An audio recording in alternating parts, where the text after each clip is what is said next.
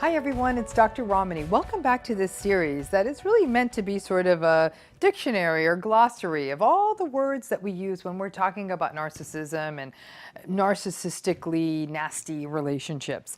And one thing that often comes up is people don't either know all these terms or they see these terms, they don't know what they mean. But frankly, it's just important that you understand them, because if you can understand this, you may very well understand what's happening to you in a narcissistic relationship and why do these things happen and how they affect you and what to do about them. Today, we're going to take on the term future faking. But before we get to that, please hit the bell, please subscribe to this channel, because it's going to get you plugged into our content, get notifications about not only this series, but all of the videos we regularly post. So let's go on and take on this idea of future faking. When someone says they will call you later, you expect that they will. Maybe a few times they may not follow up with the call, but perhaps for perfectly good reasons. They might say something like, I fell asleep, or I got distracted with work. How many times, though, does it need to happen before you recognize that they simply are kind of messing with you, that they probably aren't going to call you back? Future faking is often much more sinister than not calling you back later. It's actually a form of manipulation and of keeping you hooked in by making the kinds of future promises you want to hear. For example, this may include wanting to have a family with you someday. And perhaps they might say things about wanting to get married someday, and buy a house together someday, and travel the world together someday. It may be that they're going to support you in starting a business together someday. They set the tone for the life you want, for the life you envision, and for the things that you hope for. And they use future faking, though, for very different and much more manipulative purposes. Future fakers reassure you. They tell you about the income potential that they're going to have one day, or that they're making more than enough money to take care of both of you. In that way, future fakers can often coax a partner to leave a job or move to another place, even another country, just to be with the narcissist. And then they tell you they'll take care of everything financially and take care of you so you can pursue your dreams. If we know only one thing, it's that one of the main things that can often keep people stuck in narcissistic relationships is financial dependency. And once that narcissist renders you financially dependent on him or her, they are able to exert far more psychological control. And that's even going to be more pronounced if you move to a part of the country you're not from, or to another country. The future faking idea that they will take care of everything financially can get you stuck into a prison. And this can happen in family situations too. When family members promise you more opportunities in the future, for example, if you join a family business, or they'll promise you money for something like a down payment for a house, or for tuition, or for a wedding. They promise all of that someday if you just continue to live near them and not move away for a new job, or something else that gives them ongoing control of you. Sometimes it may just be the debt. Now, one function of future faking is simply to distract you. Just when you may be having a growing sense of discontent about the relationship, or maybe even starting to express some unease, or even slowly drawing away, or maybe you just have your own dreams and aspirations that this relationship doesn't fall into, future faking is a perfect manipulation to draw you back in. They'll focus on talking about future things that really, really matter to you. And that doing this future faking, can make you doubt yourself and make you think twice. about transitioning out of the relationship. You're like, am I leaving before they serve the cake? Because what they'll often do is they will often employ future faking at very strategic times to keep you hooked in to the relationship. Just when maybe a significant decision needs to be made about work or school, that's when they'll exert it. Now, future faking is often a way for them to get what they want now by making a promise to you that's down the road. One day when we have kids, one day when we buy a house, and so on and so forth. In that way, it's sort of like a psychological Ponzi scheme in which you buy in now and never get paid down the road. They ask you to make a sacrifice now, make a compromise now, give them money or support something else now, because someday they will do whatever that thing you want is. Now, what they're astute at is really kind of figuring out what matters to you in the future and promising you exactly that thing. Now, it's not because they're magical, but it's often part of the mirroring process where they listen to you and they figure out what makes you tick, which gives them a perfect tool to future fake from. Future faking often does build off of that idea of mirroring, which is another video in the series. Now, narcissists devote a lot of time to mirroring and to getting the data about you. As a result, they do know what to future fake about because they've learned so much about you. So if you never mention kids or any interest in kids, they're not going to say, hey, one day we're going to have kids, because that's not going to be a good future fake that draws you in.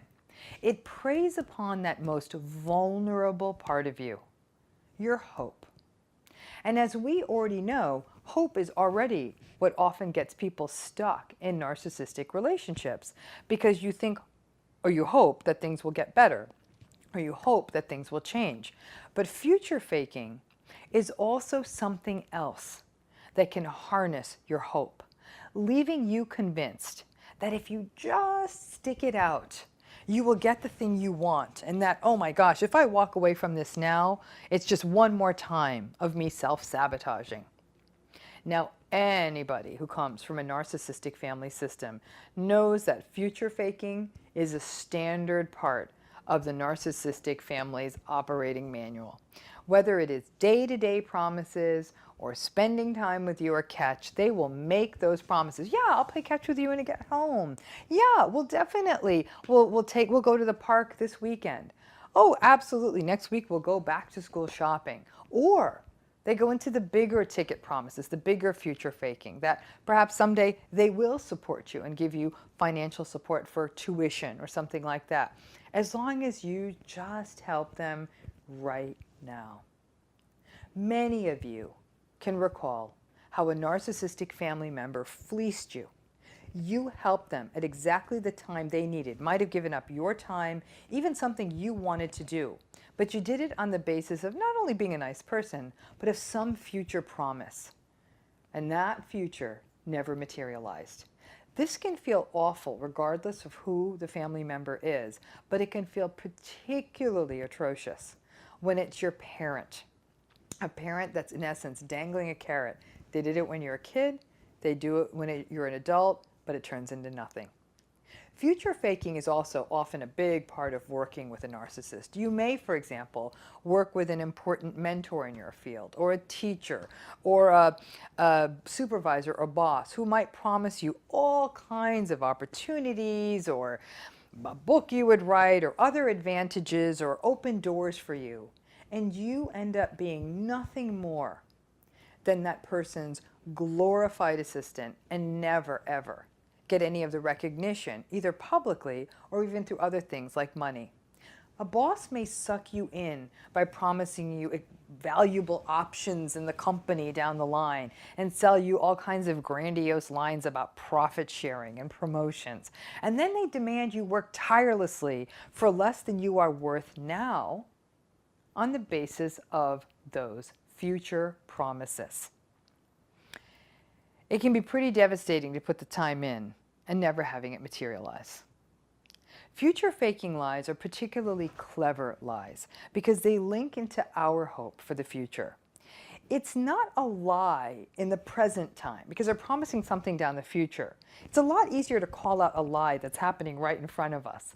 It's a little bit harder to call someone out on something that they're promising down the line.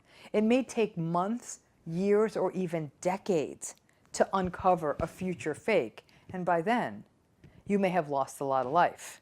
You wait and you wait and you wait, and you take out the student loans, you think, oh, they're going to come bail me out on that tuition. Before you know it, you got $80,000 in student debt. The money never comes.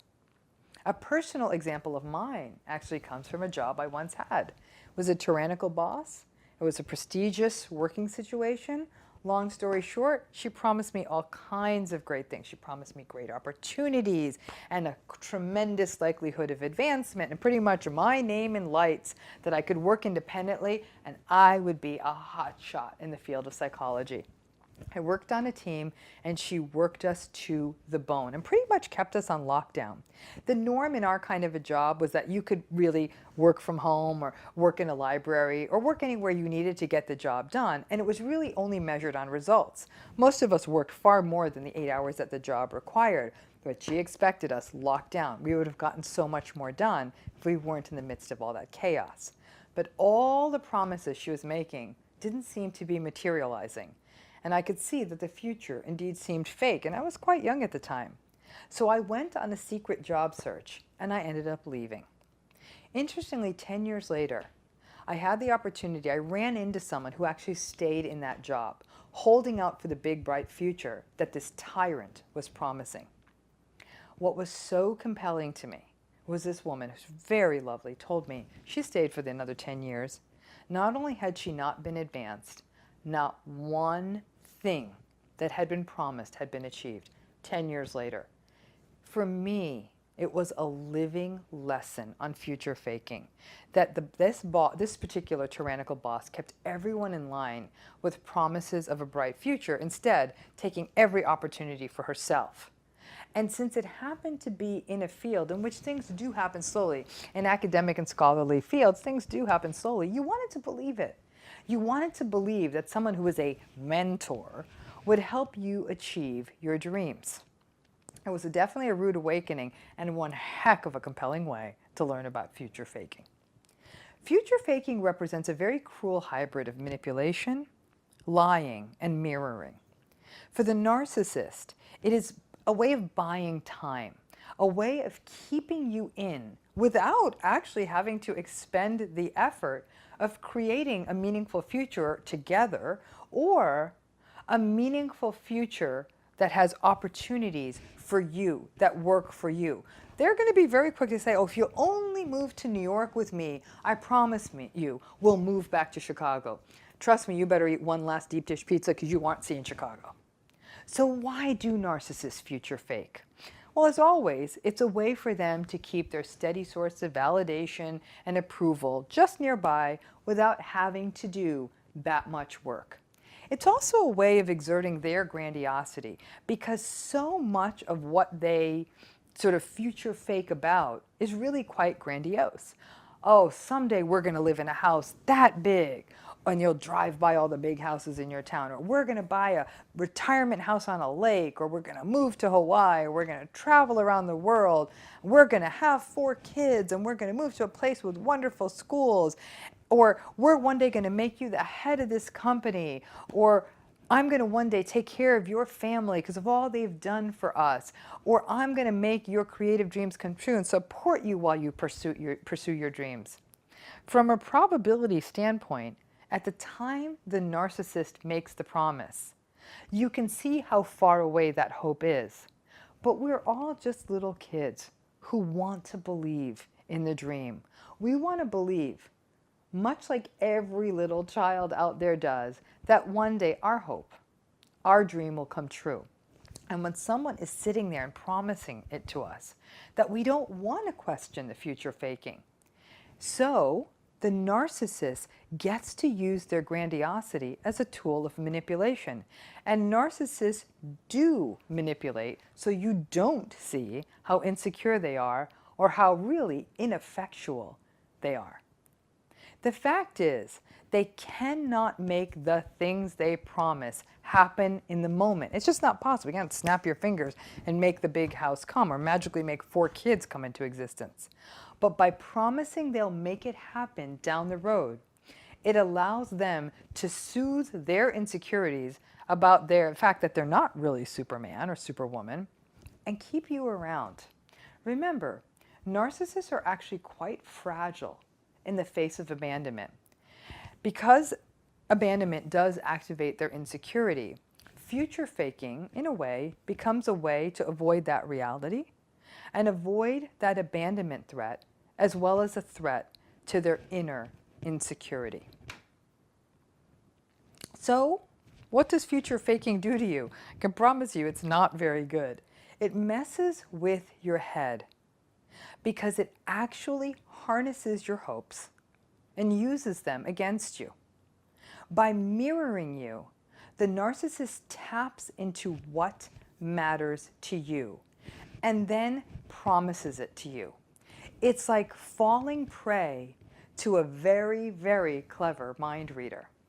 It is really a particularly compelling form of manipulation because enough of us are realistic enough to recognize that not everything can happen right in this moment.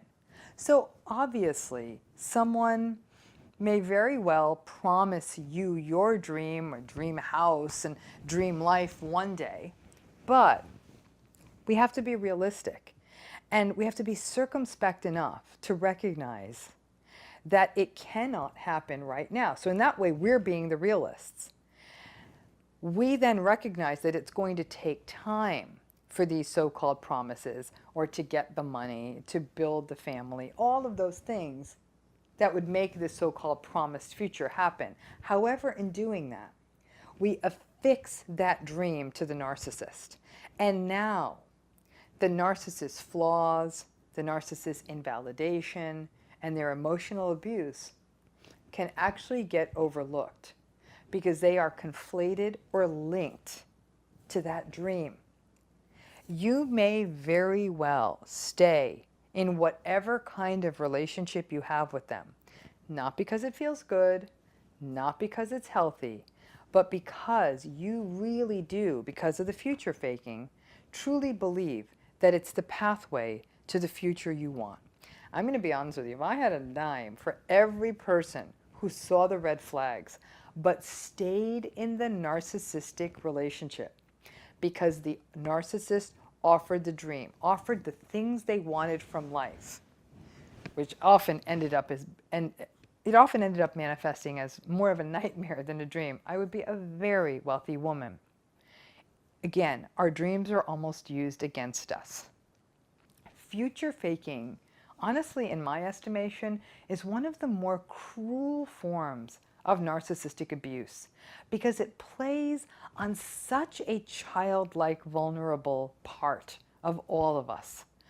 Our dreams and our hopes and our wishes and frankly our fantasies for the future. And they don't have to be grandiose. It may be just a picket fence and a kid and a golden retriever. But ultimately, narcissists are the greatest illusionists and magicians and masters of disguise and deception. Future faking is a hell of a trick. Hocus pocus. I'm going to make you look over there. I'm going to take your dreams and wishes and promise them to you, and you will believe me, and then poof, they will never happen. You know, what is so hard about it is that we think it will happen. So, how do we best avoid future faking? One thing is, don't fully link your wishes and your aspirations to another person. Own that stuff. Pay attention to other examples in your life of the narcissist making more short-term promises that never come true. So for example, the original simple future faking example, when they don't return calls when they say they will, when they don't pick up the groceries they said they would on the way home, when they don't show up when they say they would pick you up and take you somewhere. Those small future fakes are usually the canaries in the proverbial coal mine that leave a trail that lead to the larger future fakes that can not only leave you feeling devastated, but can leave you to really fake a life and that actually lead you to waste the life and fill you with regret and make bigger mistakes. The smaller fakes always lead to larger ones. Honestly, the only way to truly avoid future faking is to put yourself in charge of your own dreams. And always keep in mind that so many people, after they go through an experience of future faking, they often blame themselves. They say, this is my fault. I wanted X, Y, and Z so badly that I got blinded by my own dreams. I got blinded by my own hopes. I got blinded by the things I wanted, and I wanted them so bad. And again, they may not be grandiose things, that I believed that moving to this other country, moving to this other place, giving up my career, leaving school early, supporting their education, and so on and so on and so forth, was going to be what was right for me. And I got so lost in that they'll get mad at them and say, I let this happen. I wouldn't be that hard on yourself. The fact of the matter is that even though it's incredibly important that you become the advocate for your own dreams, every one of us is vulnerable to the idea of wanting to share hopes and dreams and wanting to attach ourselves to people who share those hopes and dreams, hoping we can achieve them together. It feels like it's so much more of a joyous journey when we share it with someone, and it can be. Just make sure that you hitch your wagon to someone who's respectful, compassionate, kind, and sees through those day-to-day promises. It's a good sign that they may also follow up on the bigger ones. Thanks again, and I hope that makes sense of future faking to you. And please, as always, please hit the bell, subscribe to this channel, and then you'll get notifications as more content, more videos, and more YouTube lives happen. Thanks again. Thanks again. Thanks again.